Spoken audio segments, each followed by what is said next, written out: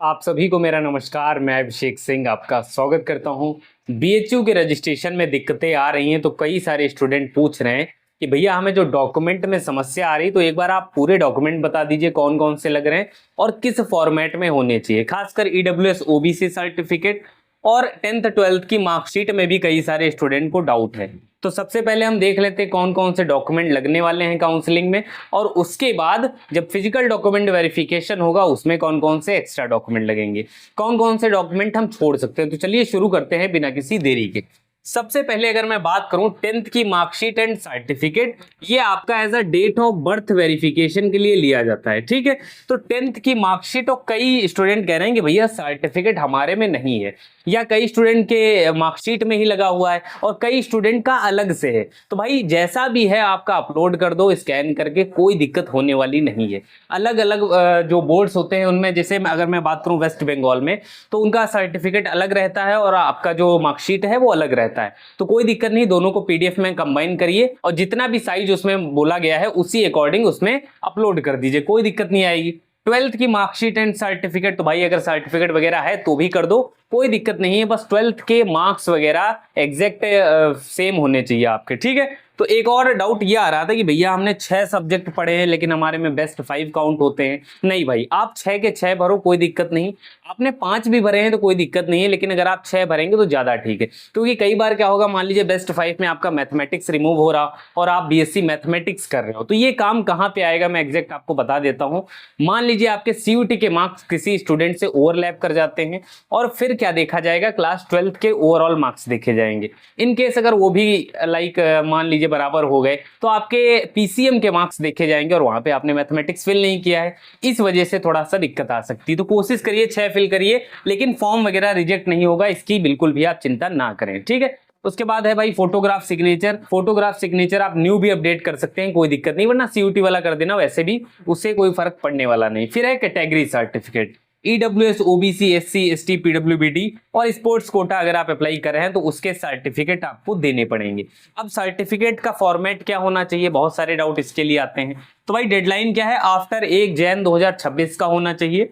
EWS state central दोनों चल जाते हैं। इशूइंग अथॉरिटी क्या है, तहसीलदार या रेवेन्यू ऑफिसर के ऊपर का पोस्ट का होना चाहिए, जैसे डीएम हो गया, एसडीएम हो गया। तहसीलदार का भी है तो भी चल जाएगा। सर्किल ऑफिसर का है तो भाई आपको नया बनवाना पड़ेगा। ठीक है, 25 तारीख लास्ट डेट है तो अभी बनवा लो, अगर आप थोड़ा कोशिश करेंगे तो जल्दी भी बन जाता है, लगभग आपके 10 दिन अप्रोक्स लगते हैं। ठीक है, तो डेडलाइन मैंने आपको बता दिया, 1 जनवरी 2026 के बाद का होना चाहिए।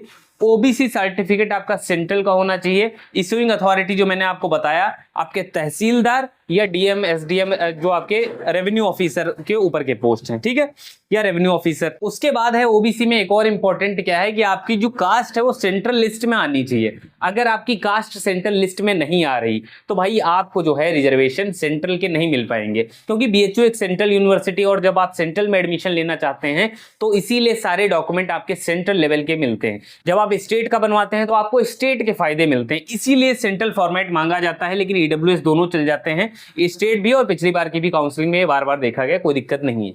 कई सारे स्टूडेंट कह रहे हैं भैया हमने जनरल सेलेक्ट किया है और फॉर्म में लिखा हुआ है अगर कोई मिसमैच पाया जाता है तो हमारा फॉर्म रिजेक्ट हो जाएगा। लेकिन आप जनरल कैटेगरी से ईडब्ल्यूएस हुआ, ओबीसी हुआ, अगर कैटेगरी अपग्रेडेशन करना चाहते हैं तो आप कर सकते हैं।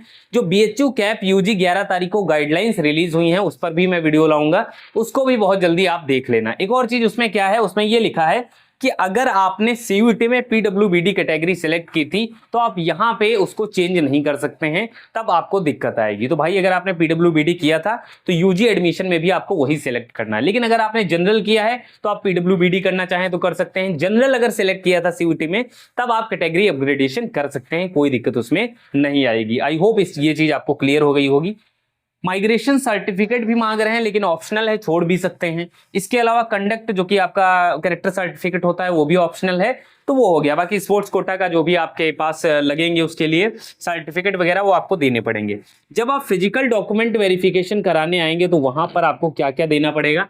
फिजिकल डॉक्यूमेंट वेरिफिकेशन में आपका टीसी हो गया, कैरेक्टर सर्टिफिकेट हो गया, माइग्रेशन सर्टिफिकेट हो गया, आपको डोमिसिल भी देना पड़ सकता है। उसके अलावा आपका बीएचयू का फॉर्म, बीएचयू का रजिस्ट्रेशन फॉर्म, CUET का स्कोर कार्ड, जो आपको सीट मिलेगी, उसका प्रोविजनल अलॉटमेंट लेटर, मतलब फी रिसिप्ट एक तरीके से आप बोल सकते हैं, फी रिसिप्ट हो गया, प्रोविजनल अलॉटमेंट लेटर, और ये सब फिजिकल डॉक्यूमेंट वेरिफिकेशन के दिन आपको देना पड़ेगा।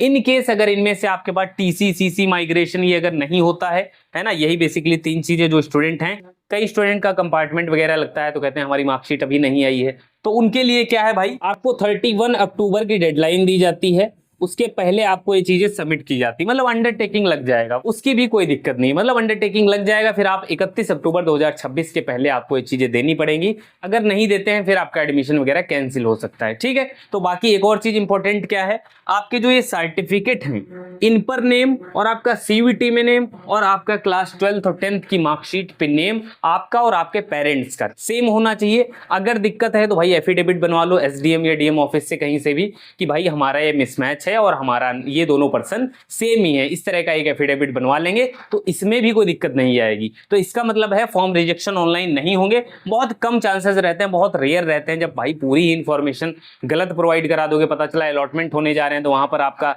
सब गड़बड़ झाला दिख रहा है, तो भाई रिजेक्शन हो जाएगा। लेकिन ऐसे रिजेक्शन नहीं होगा कि भाई नाम थोड़ा बहुत इधर उधर है तो वो आपको रिजेक्ट कहां पर करेंगे, फिजिकल डॉक्यूमेंट वेरिफिकेशन में। लेकिन अगर आप अंडरटेकिंग वगैरह दे देते हैं, लाइक आपके पास TC CC माइग्रेशन नहीं है और अगर नाम का मिसमैच है तो आप उसके लिए एफिडेविट बनवा लीजिए, ठीक है। तो काउंसलिंग के लिए आप मेरे साथ कनेक्टेड हो सकते हैं, 350 से ज्यादा मेंबर जुड़ चुके हैं।